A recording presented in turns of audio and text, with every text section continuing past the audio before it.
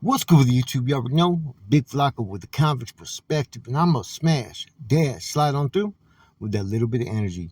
Please hit the like, subscribe, comment, do all those things to help support this channel, and hit that bell notification for future fire content. As you can tell by the title and thumbnail, this topic's gonna be one that's just really coming out right now, right? It's about Todd Askar. The sole purpose why there's so many different organizations, gang members, and whatnot that are now out there in the main lines are all attributed to him and his effort, his legal endeavors to push the end to all hostilities. Well, sometime in October, he was moved on. They stabbed him several times, man. I mean, they stabbed him a bunch of times. No stab wound was really lethal, but the amount of stab wounds was a huge number, I was told. I think we all knew that his time was coming and that a lot of AB members had withdrawn from him. Now, he's currently being housed at Ironwood State Prison. Now, Ironwood State Prison is kind of like a Mill Creek, like one of those type of prisons where it's like majority SNY. And a lot of high profile individuals are housed there. Now, I'm not sure if there's a main line there or GP side, and I'm not sure if this is where the stabbing happened, but I know it did happen in October. And I do know now he's being housed in Ironwood. So either he got hit over there on the Ironwood side or he got hit somewhere else and got transferred to Ironwood. But he did get moved on. And that kind of explains where his standing is now within the AB. You really don't hear them talk about him too much. You know, he's been pretty much ostracized, and a lot of that has to do with all the attention, probably from all his legal work that he puts in. You know, there were some question marks a few years ago about him getting high and writing a potential letter or something to IGI or something, or being ready to lock it up. And he blamed, I guess, some drugs that were given to him by someone. I don't know if it was the staff or the nurse, and it was just way too much. But I remember hearing that story, and I don't remember the details, right? But that was the first red flag I heard. Okay. Now, the majority of his work that he was putting in as a legal fucking professor, basically, right? He was exposing 1030s. He was exposing individuals that were fucking degenerates, fucking, informants on these yards. And he was fighting for a lot of inmates. So I'm kind of shocked that this did occur. I don't know if it stems from the issue that happened, a few years ago, or if there's some new issues to where he wasn't taking care of business. I don't know. You know what I'm saying? All I can sit there and say is what this man has done for the inmates that are currently behind the walls. They should appreciate that, man, because a lot of them would not be out there on those lines if it wasn't for him, his vision, his goal, his pursuit. And he did that. You cannot take none of that from this man. Now, you got to really look at this from another standpoint, right? Anytime someone starts to get any traction of success and recognition, there's always going to be those that are going to hate on you. And I can see that happening. Here you have a man that pretty much put Pelican Bay on his back and said, you know what, I'm going to get you guys fucking out of here. And he did the damn thing. And a lot of groups respect his efforts with what he was able to achieve. There's no reason why they shouldn't. The man's responsible why all these gang members are now out there on these main lines. It was his vision. It was his goal, like I said. I do know there was a few rumblings that his over pursuit of his legal endeavors were drawing too much attention on the AB and their activities. Because he didn't just stop there after end all hostilities. He continued to file motion after motion. He filed a motion that CDCR put his life in danger. And I think that's the reasons why a lot of the AB members, started to distance themselves from him. Not just because of the RICO Act. I think that may have been part of it, right? But based upon the attention that he was receiving. They were bound to get attacked just by his actions.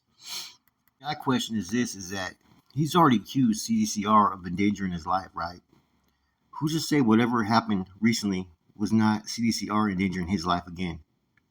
They've done everything to try to get these men that they feel are responsible back in the shoe and back in the hole. And like I said, the first thing that they're going to do is they're going to start getting these guys under what you call violent offenders, ones that cause violence. Because the gang validation thing and keeping people locked up for non-disciplinary actions, that didn't uphold in the courts. So their best avenue is to pretty much go after those that they feel have influenced and have caused violence. So they're going to have to prove there's violence. Now, I watched a couple other videos of Yandel and others, right, talking about how, administration has tried to put false information on Todd Askar and all kinds of stuff, right? Now, knowing that, I wonder, this hit that happened, I wonder if this was a sanctioned hit if it was his own people moving on him, I don't know. I do know that there's been red flags on this dude for a minute, for obvious reasons, because he's a hot boy, and a lot of people don't want that type of attention. Now, the only thing that I ever heard questionable about Todd Askar was about some type of drug that he allegedly was given, some type of pill or something that made him start fucking saying too much and feeling a certain way and getting paranoid. That's the only thing I ever heard, man. And that there was question marks surrounding that. Like, apparently he tried to lock it up and then switched his mind, or some crazy story I heard, man. And I don't know the details of that story. Now, you may question, how do I know this information to be what it is and so limited info? It's because it came directly from him to somebody that I know. But nothing really was offered about who, what, where, when, why, into the details of him getting hit, except for that he was stabbed multiple times, right?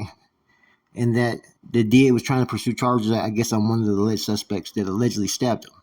That's all I know. And it looks like they were trying to make him look bad with that. Now, there was no mention whether this was an AB hit, whether he fell out of favor with AB. In fact, he doesn't even mention the AB, from what I was told. So that could also speak volumes. I don't know. What we do know is he was stabbed. You know what, though? Over the last 2 to 3 years, right? Let's actually say 4 years. There's been some high-profile individuals that either been killed or stabbed. Let alone some of you even been shot by guards. So it's been crazy in the system, man. You know, if you really sit there and you take a step back, fuck. It's been off the hook, man. The thing about it is not one of these stories really has a solid why behind it. A lot of times there's all kinds of different speculation of why it happened, but there's nothing, well, this is the reason why. That's it. No more. Now it's been like a multiple of, people referring to different things that maybe triggered these individuals being deemed all bad by their organization. Now, in this situation, I'm not even saying it was his organization or associates that did it. I don't know. You know what I'm saying? I only know what I've told you, and that's where I got to stand. Hopefully someone that's in the comments can sit there, elaborate, and maybe give us some information that we don't know. We'd appreciate that. On another note, Dreamer Escamilla reached out to me. He's over there in corporate, man. And he says he's enjoying it out there, man. He says it's kind of old school. He said there's a lot of, individuals with what do you call it, high profile status or rank in the past, former carnals and former bros that are on that yard where he's at. So he said he likes it. A little bit less chaotic than Donovan. So in addition to all this, I also did my first filming for another documentary that I'm going to be in. And we're going to do some more recordings tomorrow. I can't go into details of what the documentary is about, but I will say this. It is pro-inmate and it is pro-convict. It's not going to hurt any convicts in any form or fashion. Anyways, I kicked off New Year's a little bit slower than I wanted to, but I had other personal things I had to take care of, man. My court, which, that's still in the process, right?